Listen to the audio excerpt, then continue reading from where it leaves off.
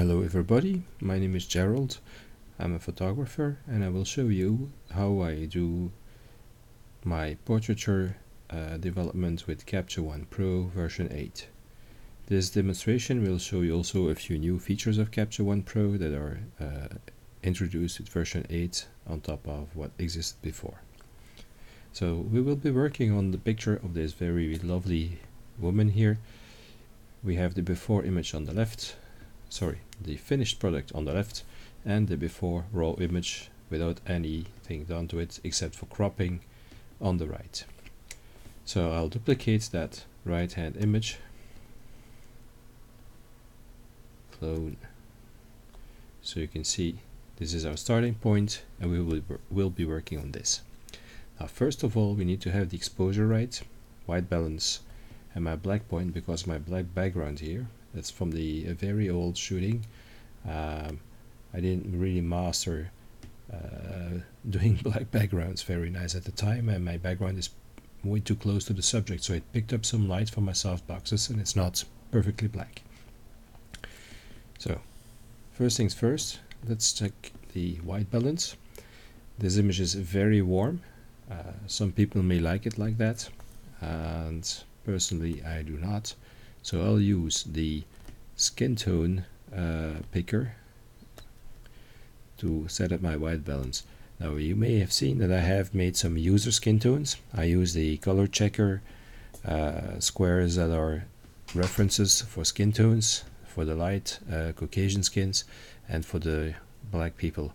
So the built-in tones could do a good job depending on your personal preference. I found by experience that I prefer to have these little reference squares. I'll show you the regular white balance settings.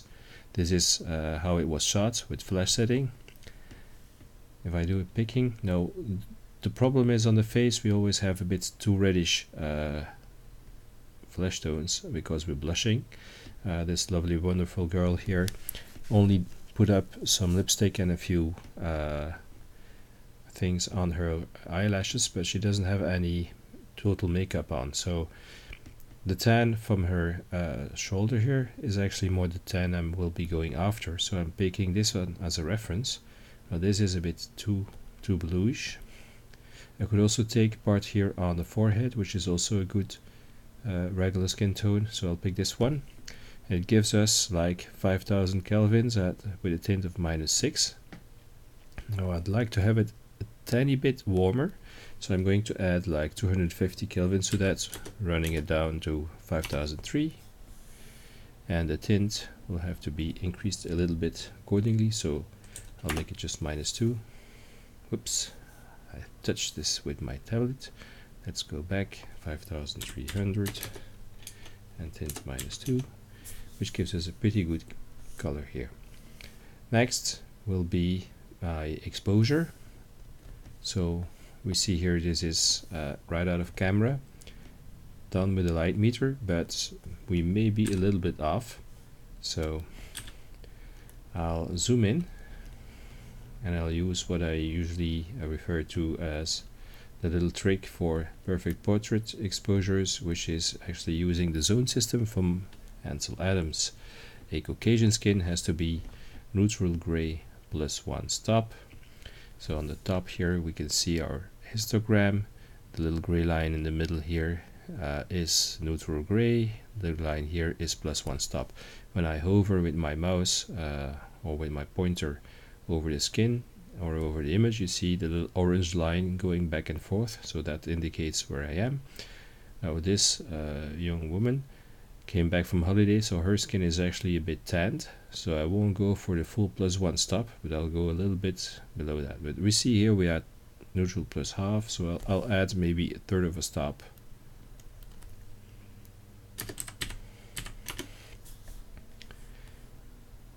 And that brings me pretty close. So I'm picking up a reference below the eye that's closest to my light source, and my target would be here. But as my little model here has skin tan, I'll do a tad bit less, so not to overdo it. Next will be my black background. Now go around with my cursor, we can see that my values on top are pretty high. I'll fix that by going here, working on the levels. I'll turn on the indicator for the over and under exposure, so everything that will be hitting the perfect zero will turn blue, and everything that's overexposed will be red. But here we're just going to do this until I have my blue. Oh, it's not turning. Okay, you have to give it a few seconds. Now we see that the hair is actually darker. Parts of the hair that's not lit is darker than the background.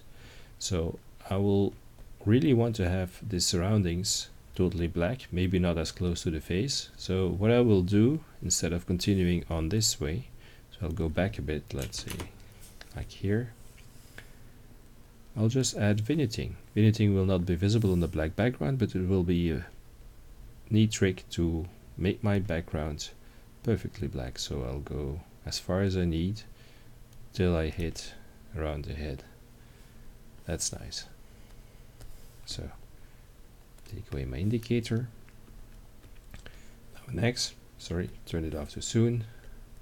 I increase the exposure. I have no clipping on the highlights, but still the skin is shining. So I'll fix that with the high dynamic range. If I increase the highlight recovery, it's going to take off some contrast, but it's also going to take off some of the shine. Now this is something a good photographer needs to do during the shoot, not afterwards. There are plenty of tutorials on the net using Photoshop on how to attenuate this. Sometimes they manage to make it go away entirely. This is not what we're going to do now. We'll just do a quick fix with the highlights on the dynamic range tool, like this. See before and after. I take it away. See, the shine is a bit worse than here. If you overdo this, you're going to lose contrast at all. So I'm not going to go to the maximum. Here will be fine. So overall, next I'm gonna fix this blushing on her cheeks, and I will use the famous skin tone tool in the color editor.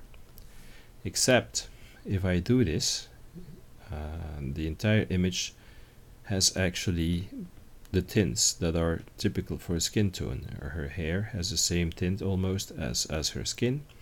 Also, skin contains reds, and the lipstick is red. If I'm going to make everything the same little tan tone on the entire image, I'm going to lose the correct color of the lipstick, and I'm going to affect the hair.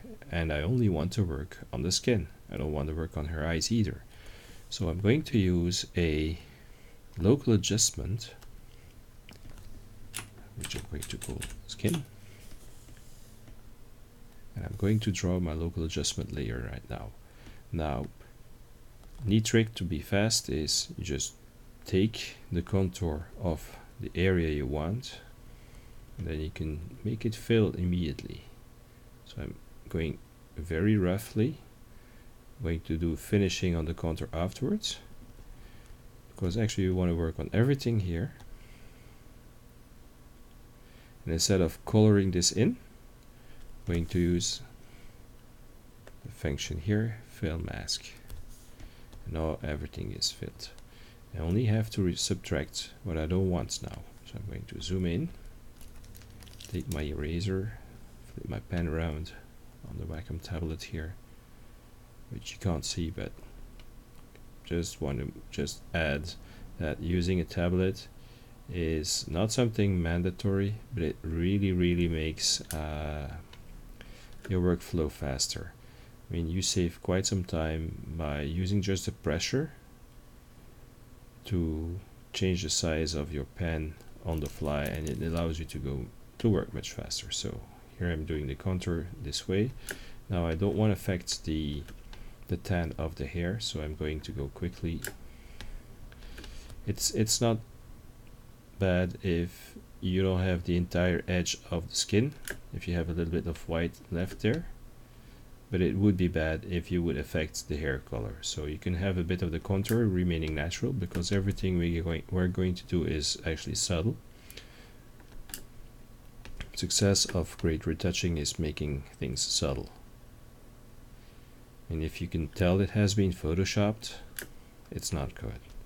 So we want to make nice adjustments. Now here, this is black background, so I don't really need to go there because my correction is not going to affect black. Here we're in the hair.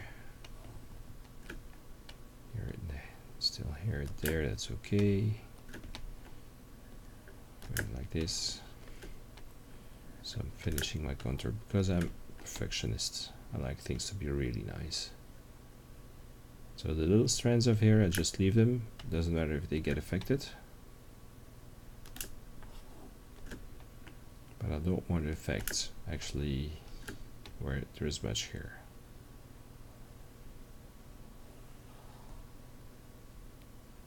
Like so. And now I can use my skin tone tool. I'm going to grab a sample on the part here that we do like. This is the tint I like to have, and not so much the red blushy pinky thing here. So I'm going to sample around here. Check quickly on the bottom of my screen. This is really a nice flesh tone. We're really in the middle of between yellow and red, so this is really like the tan area. I want to affect the entire range of tints. And now I'm going to use the uniformity slider to make everything else on the face also the same tint. So if I go very far on this, if I max it out, some people may like this. It's too much uniform. I like to have a bit of life in it because it looks like a painting. It doesn't look like the painter used an entire palette, like so you only have one pot of color in your printer. If you go back on it a bit, it looks more natural. Now I was talking about making a mask and subtracting what you don't want to be affected. I on purposely left the mouth and her lips selected so you can see what I meant. If I uncheck here, this is before, notice the pinkish part on the cheeks that were fixed, and check out also the lipstick. If I do the after, you can see the lipstick changes as well. So this is why we want to work with the selective adjustments layer, so we can take off what we don't want to be affected with the skin tool.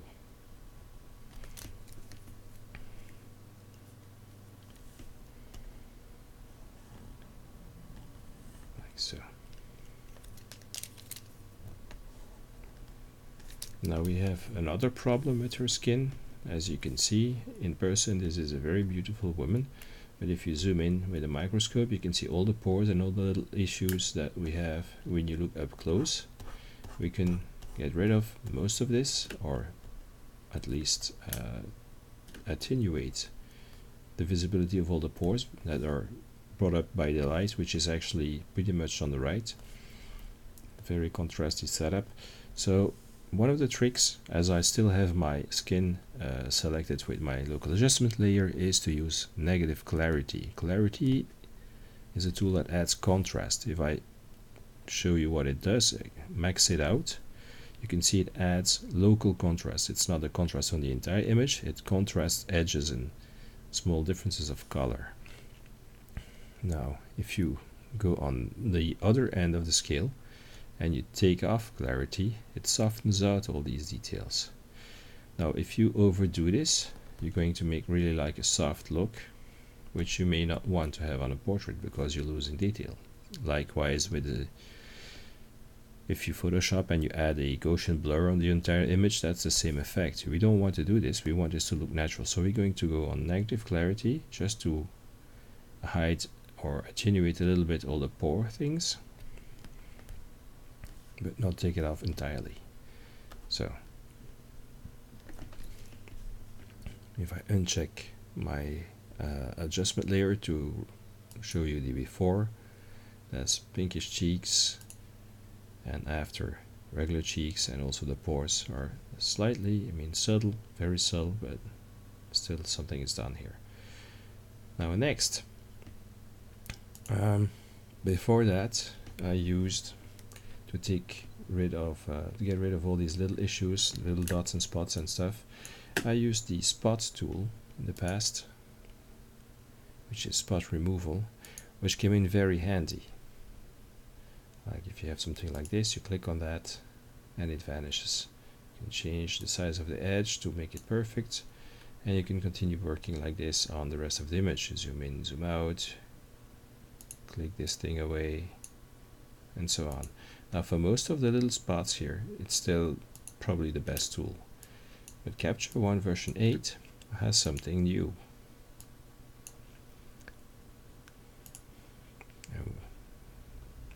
Let's say I want to take care of this entire area here, all of this together with all these little dots in one go. Actually, all this part of the skin is similar to the same part of the skin that's clean just below it here. And this is where we will use a healing layer, which I'm going to call Skin Issues on Jawline. Why do I talk about the jawline? It will be clear in a minute. So I'm going to select the entire area that has issues. So that's these little dots here. This. See, there's a vector that appeared. This is actually the source of my copy and this is my destination. I want to do my correction the way around. Like so. So it does some kind of healing this way.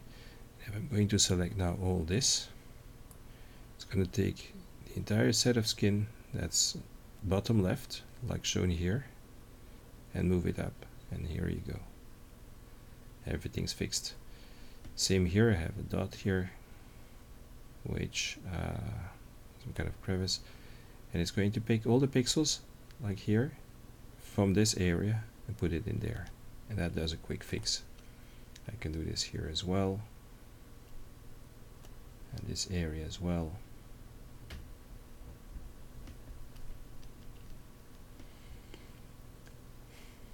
But I cannot do this everywhere because the area I want to sample from is not necessarily on the same distance and angle on the entire image.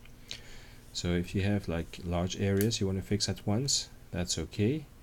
If you want to continue doing little things here and there and close to edges, you still have to continue using the spot tool, like this, which is very quick to work with. Okay, so I won't do the entire skin in this demonstration. I'll just show you the tool so you can use it yourself. Apart from that, I'll just do the most obvious ones right now, so we don't need to continue overcorrecting.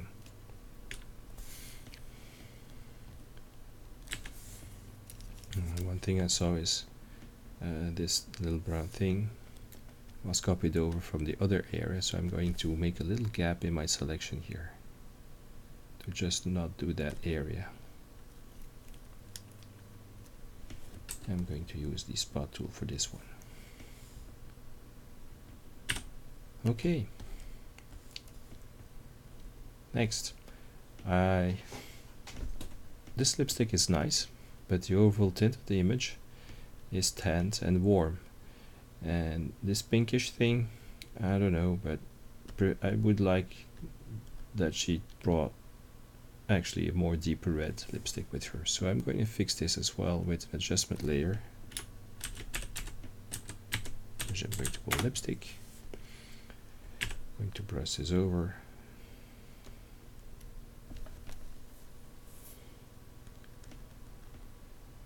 Like so.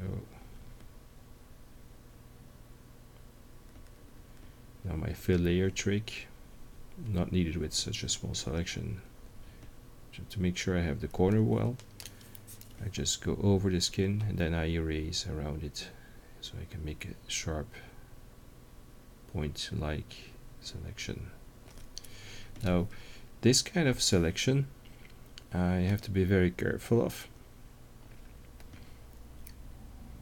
because if you go on the skin with the correction we're going to show you now, it's going to show because the skin is going to take some kind of weird color. So you really want to make sure that you only have the lipstick selected.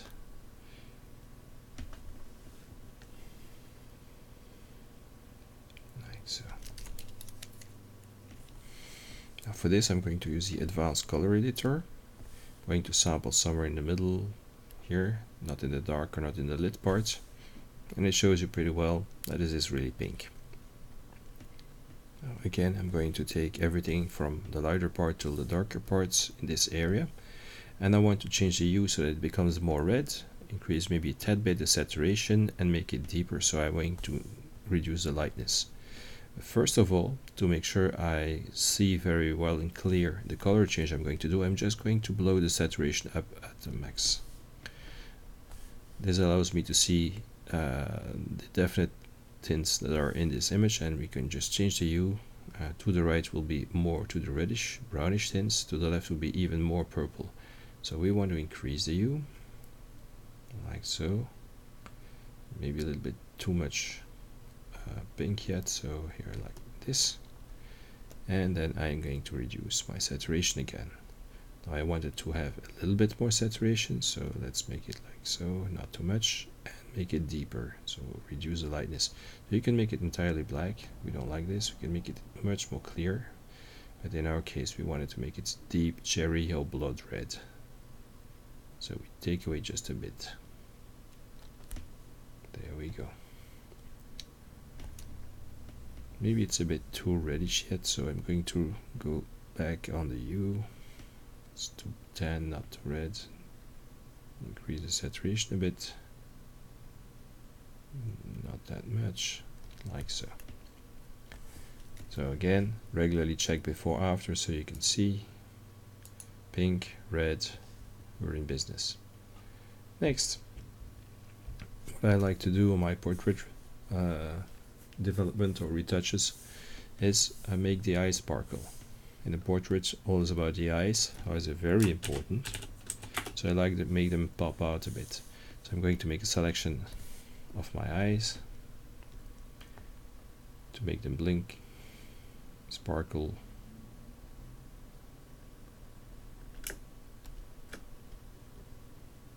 Now this appears when you press the spacebar. You can click here and there to jump quickly, or you can just go out of it and then move the image like this. So I usually use keyboard shortcuts a lot. Here I've been intentionally swapping from menus on the top here so you can see where the tools are.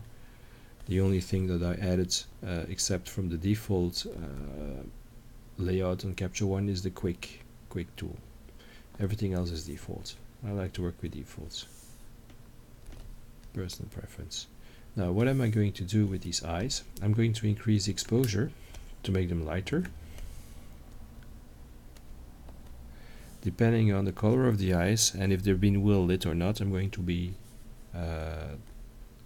add more or less exposure. Like blue clear eyes that are well lit don't need that much. Darker eyes need a bit more, and if they're well lit they don't want something in between. So like here I would say like adding half a stop, then add contrast. From experience I use like just 5 points of contrast, saturation 30. So these figures are figures I've been using for a while. From experience I've been first trying with moving the sliders around till I have the result I like personally. You will have probably to do the same exercise and see what you like, or you just don't do it at all. Then to get this clearer and darker again, the clarity will come in. If you increase the clarity at some point it darkens. After a lot of trial and error, my figures for me are 25 clarity and 15 on structure to add a bit sharpness. Okay, apparently I hit something here by accident, so let me erase this.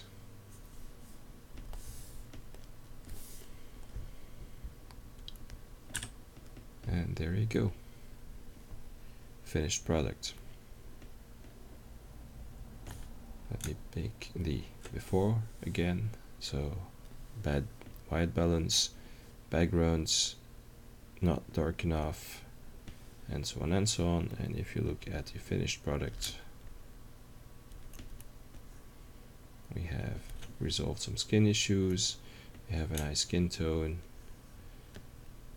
and nice contrast. Thank you for watching.